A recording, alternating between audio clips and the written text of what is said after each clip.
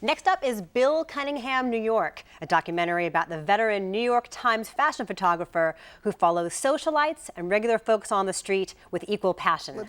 Cunningham is in his 80s now, but he pedals up and down the streets of Manhattan on his bike, looking for trends and seeking beauty amid the ordinary. You have to photograph the collections.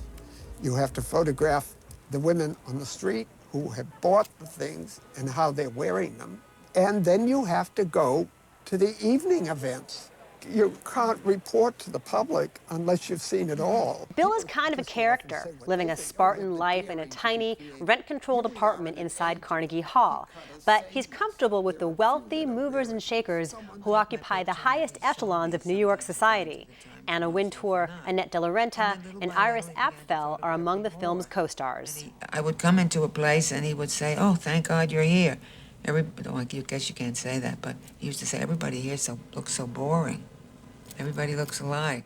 Bill Cunningham, New York is a total delight, colorful and filled with humor and surprises, like the subjects Cunningham himself photographs. Director Richard Press obviously has a great deal of affection and respect for this man, and while Cunningham's true self remains a bit enigmatic, you get the feeling that this is about as close as he'll let anybody get. Big thumbs up from me. You know, in here you see Cunningham putting together his column and kind of his on-the-street fashion column.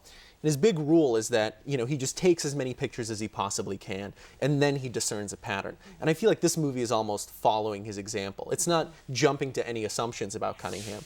It's just trying to, you know, discern what you can discern about him based on just observing him for months at a time. And he's a very enigmatic guy. He's this guy in a blue smock who rides around New York on his 29th Schwinn bike. Because they keep getting stolen. Yeah, the 28 have been stolen. And who seems to have no personal life. He has, you know, many friends and he's very friendly, but he doesn't really seem to have, you know, anything personal of his own. Acquaintances in the fashion world. Yeah. And even they sort of speculate, like, I don't know, does he have a wife or anything? And there are moments that, you know, toward the end, the filmmaker asks him questions which are, you know, necessary. Because he is so elusive, and he gets choked up talking about something so personal like his religion or personal life. But at the same time, it's something very simple. It's something most people talk about very easily. Right. But in New York, where it's all about like who you are and who you know, he kind of wants to hide in his little apartment. I think he's happy with just working and doing nothing else with his life. To me, this is a portrait of a happy man. Well,